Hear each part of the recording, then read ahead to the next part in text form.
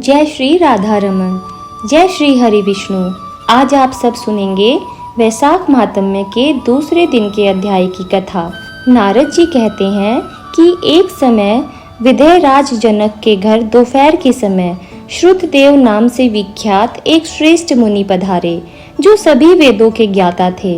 उन्हें देखकर राजा बड़े उल्लास के साथ उठकर खड़े हो गए और मधुपर्क आदि सामग्रियों से उनकी विधि पूर्वक पूजा करके राजा ने उनके चरणों तक को अपने मस्तक पर धारण किया। इस प्रकार स्वागत सत्कार करने के बाद जब वे आसन पर विराजमान हुए, तब विदेह राज के प्रश्न के अनुसार वैशाख मास के महात्म्य का वर्णन करते हुए वे इस प्रकार कहने लगे। श्रुतदेव ने कहा, राजन, जो लोग वैशाख मास में धूप से संतप्त होने वाले महात्मा पुरुषों के ऊपर छाता लगाते हैं, उन्हें अंततः पुण्य की प्राप्ति होती है। उन्हें अनंत पुण्य की प्राप्ति होती है।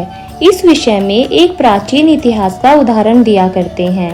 बहुत समय पहले वंग देश में हेमकांत नाम से विख्यात एक राजा हुए। वे कुशकेतु के पुत्र, परम बुद्धिमान और शस्त्रधारियों में श्रेष्ठ थे। एक दिन वे शिकार खेलने में आसक्त होकर एक घने वन में जा घुसे। वहां तरह तरह के मृग और वरह आदि जंतुओं को मारकर जब वे बहुत थक गए, तब दोपहर के समय मुनियों के आश्रम में आ गए। उस समय आश्रम में उत्तम व्रत का पालन करने वाले क्षत्रिय नामक ऋषि समाधि लगाए हुए बैठे थे, जिन्हें बाहर होने वाले कार्यों का कुछ भी एहसास नहीं होता था।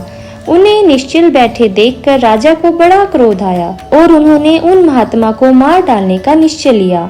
उन्होंने सोचा कि मैं महाराज होकर इनके आश्रम में पधारा हूँ और इनमें से किसी ने भी मेरा आदर सत्कार नहीं किया।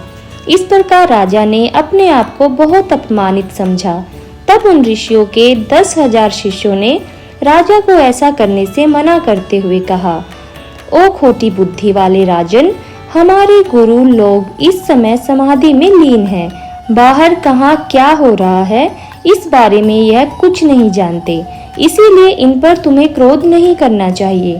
तब राजा ने क्रोध से विभुल होकर शिष्यों से ही कहा, अरे द्विजक कुमारों, मैं रास्ते में थका मांदा यहाँ आया हूँ, इसीलिए तुम लोग ही मेरा आतिथ्य करो।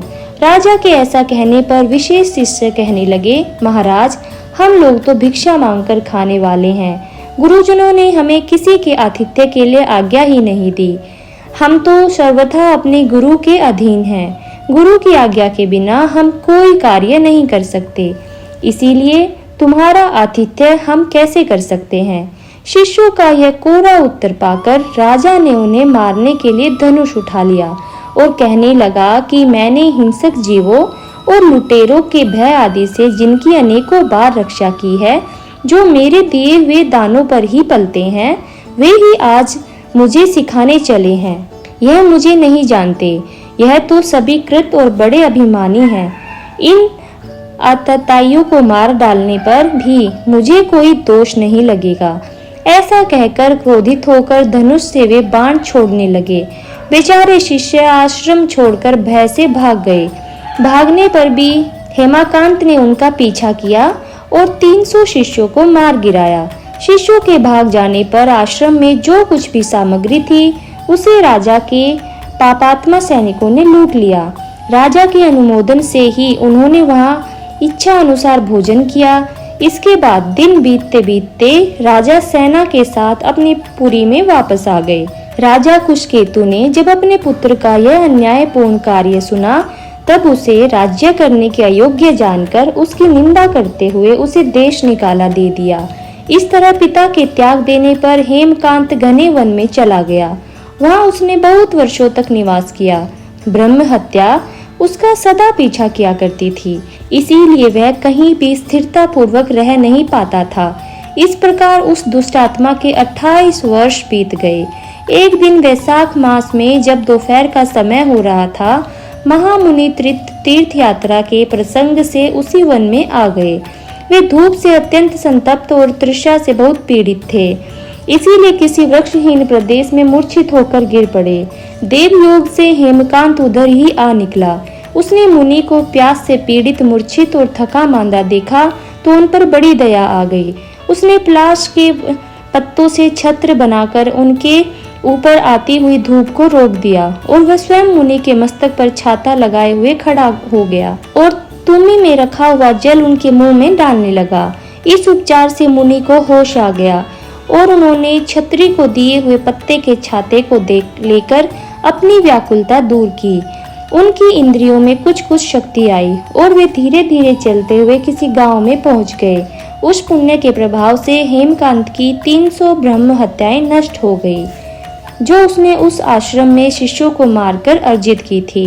उसी समय यमराज के दूत हेमकांत को लेने के लिए वन में आए। उन्होंने उसके प्राण लेने के लिए उसमें संघृणी रोग पैदा कर दिया।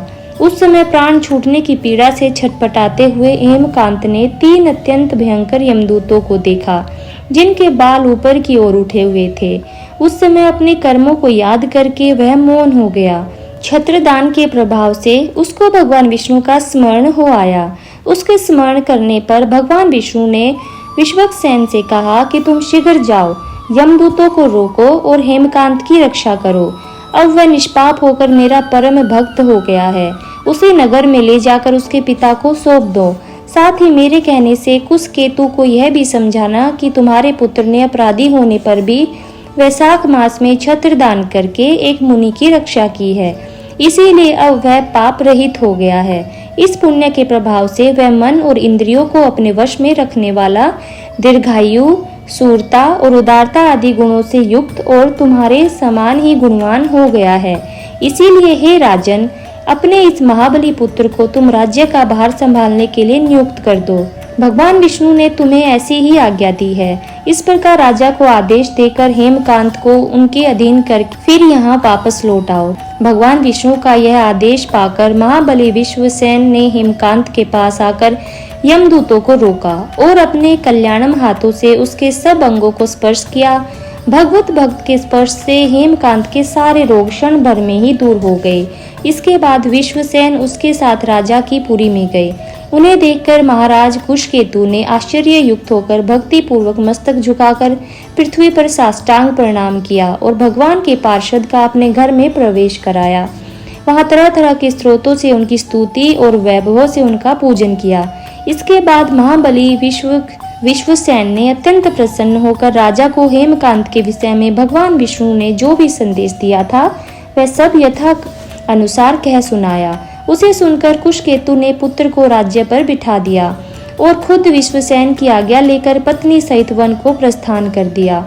इसके बाद महामना विश्वसेन हेमकांत से पूछकर और उसकी प्रशंसा करके श्वेत द्वीप में भगवान विष्णु के समीप चले गए।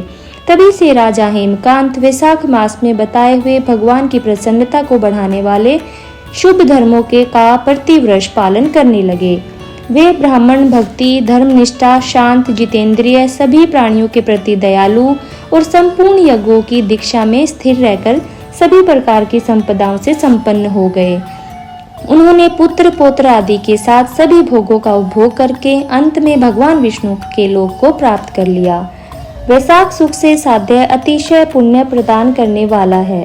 पाप रूपी ईंधन को अग्नि की तरह जलाने वाला, परम सुलभ तथा धर्म, अर्थ, काम, मोक्ष चारों पुरुषार्थों को देने वाला है। जय श्री हरि विष्णु। आज का ये अध्याय यहीं पर समाप्त होता है। आशा करती हूँ आपको पसंद आया होगा। अगर आपको पसंद आया हो तो हमारे इस चैनल को लाइक, शेयर और सब्सक्राइब जरूर कीजिएगा। तो मिलते हैं कल वैशाख मास के तीसरे अध्याय के साथ। तब तक के लिए भगवान श्री हरि विष्णु का आशीर्वाद हम सब भक्तों पर बना रहे। इसी शुभ और मंगल कामना के साथ राधे राधे।